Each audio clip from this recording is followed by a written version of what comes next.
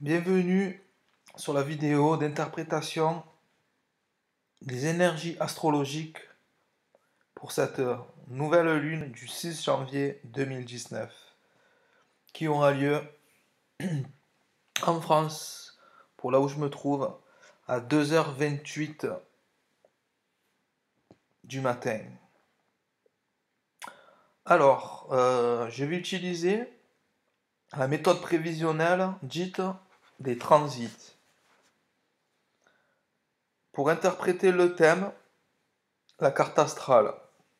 Alors, il faut savoir qu'il existe différentes méthodes prévisionnelles pour compléter les transits. Aujourd'hui, je vais utiliser cette méthode, mais il faut savoir qu'il en existe beaucoup d'autres qui permettent d'affiner la prévision et d'adapter cette prévision au thème natal de chacun. C'est pour cela que si vous désirez une prévision personnalisée à votre thème astral pour les mois ou les années à venir, vous pouvez me contacter par courriel et je me ferai un plaisir de répondre à vos questions concernant la vie affective, la vie professionnelle, la santé, la spiritualité, les finances, la famille ou bien un autre domaine de votre vie qui est important pour vous. Alors commençons tout de suite avec cette nouvelle lune qui est très importante car il y a vraiment beaucoup d'énergie autour de ce phénomène qui a lieu, donc vous pouvez le voir sur la carte ici, vous avez un rassemblement de planètes et d'éléments vraiment très important au niveau du signe du Capricorne. Donc la nouvelle lune, c'est le soleil avec la lune ici. Vous pouvez voir ici que nous sommes en éclipse solaire, c'est-à-dire que la lune va cacher le soleil pour les parties du monde, bien sûr, où le soleil est présent. Donc chez nous, ça sera la nuit, ça ne sera pas visible. Par contre, cette énergie au niveau symbolisme veut dire quelque chose et on va en parler un petit peu. Donc vous pouvez voir ici différents symboles. Ici vous avez le soleil, vous avez la lune, vous avez Saturne, vous avez Pluton et vous avez le nœud nord. Donc tous ces éléments se retrouvent dans ce qu'on appelle le secteur, la maison 3. Donc j'ai fait le thème en fonction de là où je suis. Donc je me trouve dans le sud de la France. Donc ça fait en fait pour la France un ascendant Scorpion. Donc il faut savoir que l'ascendant Scorpion euh, va être maîtrisé, ce qu'on appelle en astrologie, par une planète, qui est la planète du signe.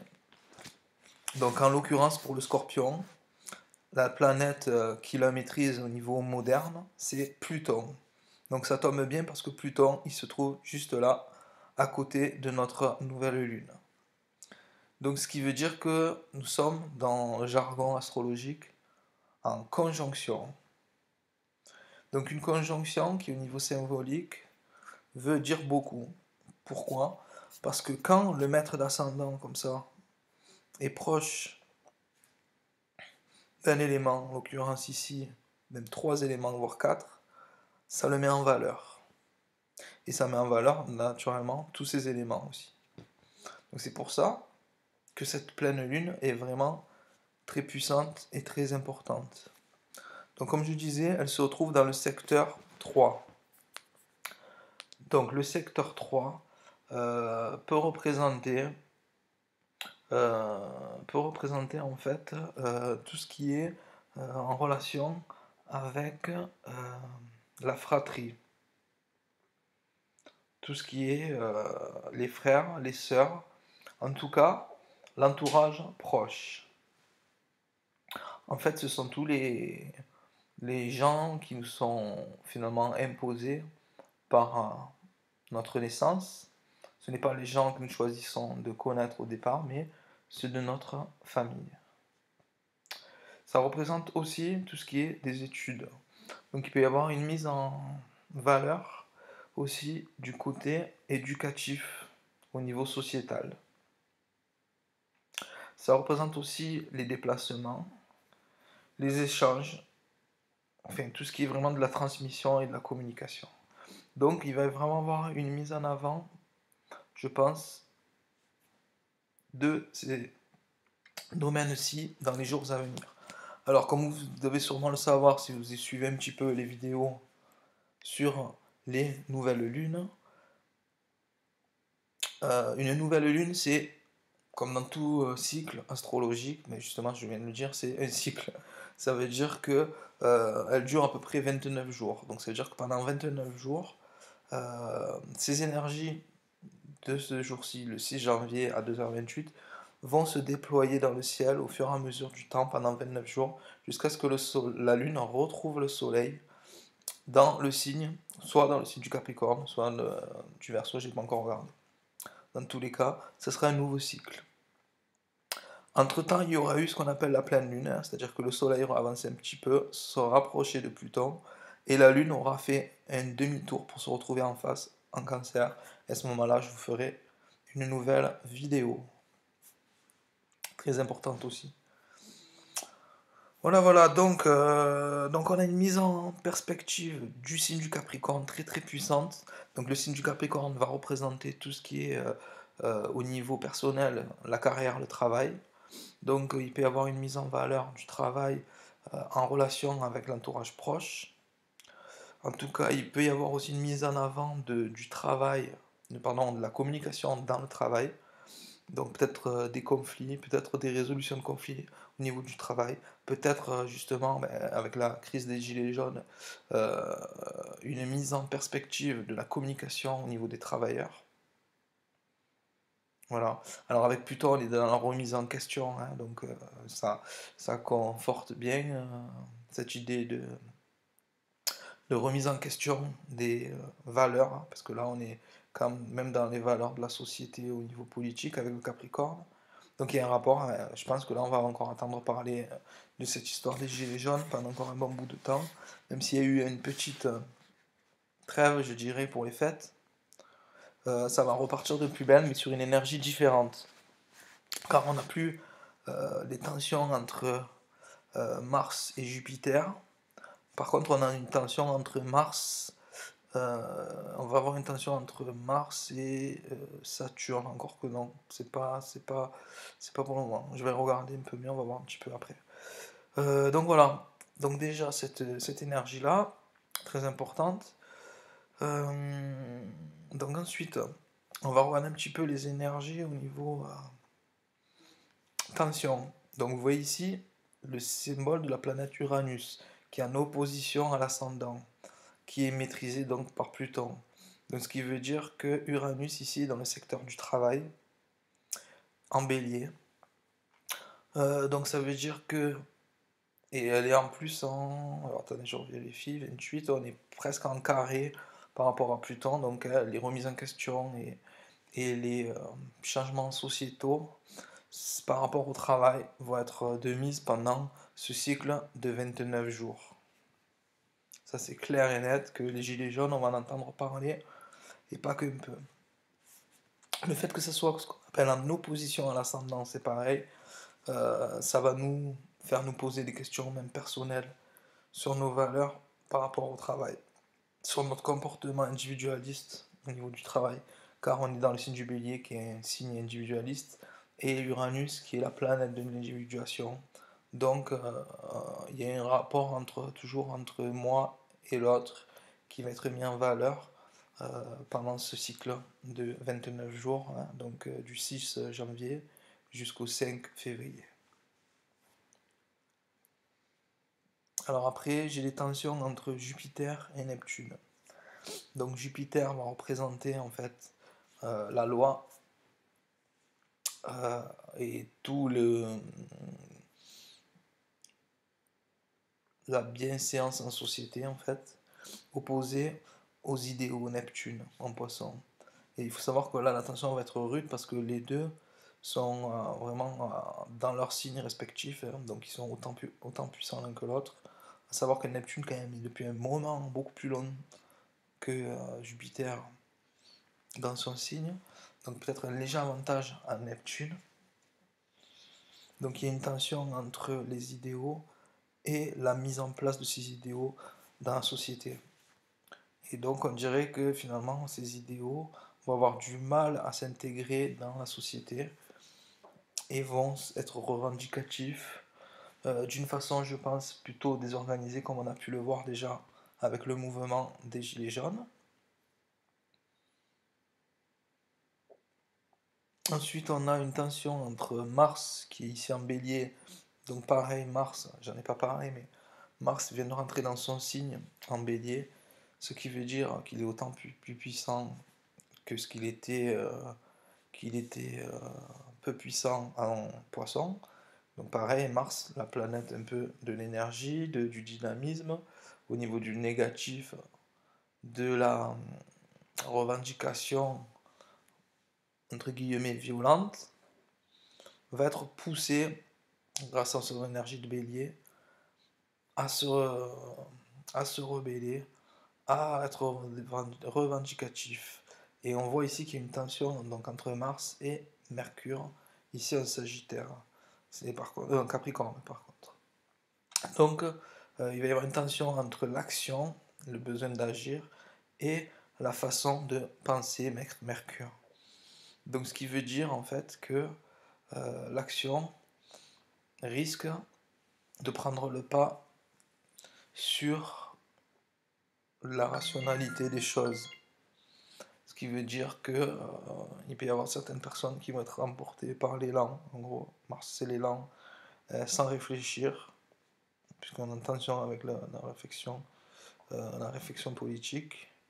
Et donc, il y en a certains qui vont foncer, en gros, dans le mur, je pense, de la violence.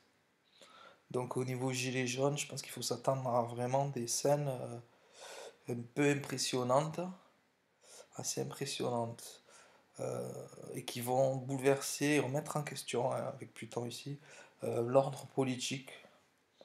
euh, l'ordre politique et en tout cas la façon qu'on a de communiquer entre l'État, les politiques et les individus.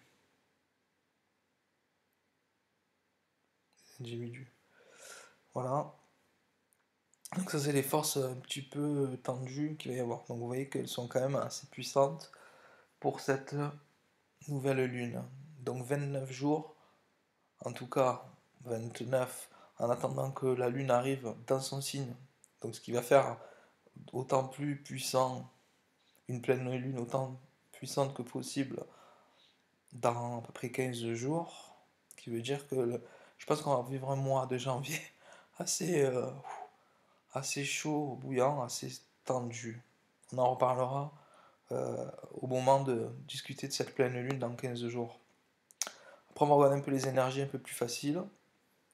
Donc, on a en fait toujours la planète Uranus et qui, cette fois-ci, a un aspect positif avec la façon de penser, avec la raison, ce qui veut dire que on peut quand même arriver à faire passer des idées si on utilise non pas la force de Mars qu'on a vu s'est étendue, mais toujours un concept d'idées supérieures. Avec Uranus, on est vraiment dans les idées supérieures. Donc les idées supérieures, je pense que ne passeront pas par l'action de Mars, mais vraiment par vraiment, je sais pas, hein, peut-être ce qui a été mis en place, c'est-à-dire de pouvoir écrire en mairie ces idées pour les faire parvenir au sommet de l'État. Donc je pense que pensez-y avant de vous déplacer pour faire des manifestations sanguinaires et sanglantes. Peut-être ce qui pourrait être juste, ce serait peut-être de se déplacer plutôt devant les mairies pour remplir ces fameux cahiers de doléances et à la place de fournir des images de violence, plutôt montrer des rassemblements devant les mairies. J'aimerais préférer moi voir plutôt des milliers de gilets jaunes devant des mairies en train de remplir des cahiers de doléances plutôt que d'aller jeter des chaises dans des vitres de magasins, quoi, par exemple. Enfin bon. Euh, Après, chacun fait comme il peut. Ensuite, en énergie positive, on a encore ici Mars, donc qui, au lieu de s'attaquer à, au lieu de s'attaquer à la raison, à l'intellect, devrait mieux utiliser cette énergie positive pour se marier à Vénus, la planète de l'amour. Donc après, c'est un choix à faire, hein. En combat, soit en combat ici, voilà, avec, avec on ne réfléchit pas et on utilise la violence pour faire passer ses idées, soit on utilise l'amour, soit on décharge en fait son énergie peut-être avec son partenaire, avec sa partenaire, ce sera peut-être plus amusant en fait. Et l'énergie en fait qu'on voulait donner dans la communication, peut-être l'utiliser différemment grâce à Uranus, donc grâce à l'intellect supérieur, et non pas par des actions violentes. Donc là, on a une belle énergie entre la planète de l'amour et la planète du désir, hein. Donc allez-y, hein, faites redescendre peut-être votre énergie un peu trop puissante, messieurs, et éventuellement mesdames, plutôt dans l'amour, quoi, plutôt dans des actes de conjugaux, plutôt que par la communication violente dans la rue, etc., quoi.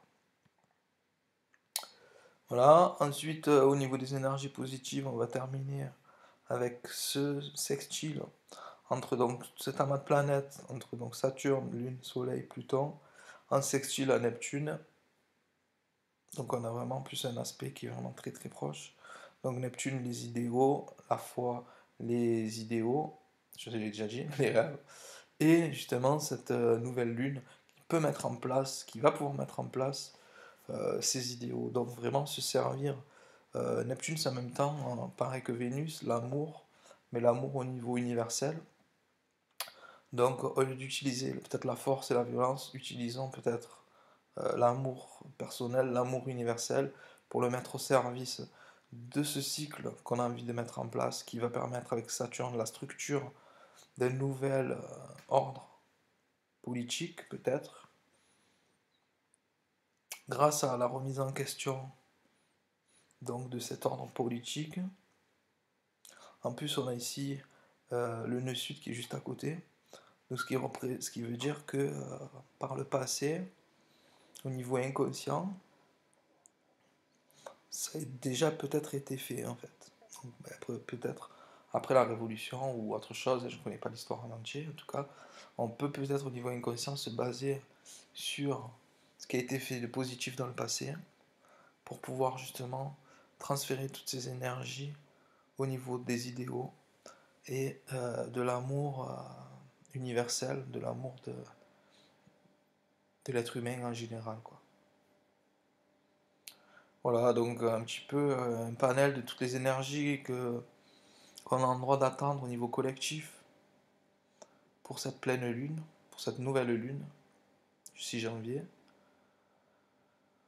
Donc voilà, il y a pas mal de tensions, mais qui peuvent être quand même contrôlées grâce à ceux qui vont mettre plus en avant euh, une envie d'avancer vers un idéal et vers un rêve commun de l'humanité tout entière, plutôt que l'individualisme de quelques-uns qui vont vouloir la violence à tout prix pour faire passer leurs idées personnelles, plutôt que utiliser ici les idées supérieures collectives qui peuvent permettre justement de faire passer un nouveau cap au niveau de la communication entre les politiques et le peuple. Voilà en gros au niveau collectif ce que je pourrais dire. Voilà, donc c'est un peu tout pour cette nouvelle lune du 6 janvier 2019. Je vous souhaite donc de la passer de la meilleure des manières, donc plutôt avec vos conjoints ou en tout cas dans une énergie positive. En tout cas, on verra un peu ce qui va se passer. Mais bon, je pense que vu la pluralité des tempéraments et des caractères de chacun, on va avoir droit un peu à un panel de tout ça. D'un côté, je pense, des gestes très positifs, très encourageants avec des belles images, Et de l'autre côté, je pense qu'il va y avoir aussi des gestes très violents et malheureusement, on pourra peut-être pas y échapper. En tout cas, bon, on fera un petit point au jour de la pleine lune. Je vais regarder quand elle tombe. Je pense qu'on est 15 jours après à peu près, hein, donc voilà, voilà, voilà, ça va un peu trop loin. Elle va tomber le 20, le 20, le 20, le 20 ou le 21. Alors attendez. Elle va tomber en verso, hein. Elle sera en verso. Ce sera le 21, je pense. Le 21 janvier 2019, on aura droit à la pleine lune. Enfin voilà, donc je vous dis à très bientôt pour cette fameuse vidéo de la pleine lune. Allez, à bientôt, au revoir.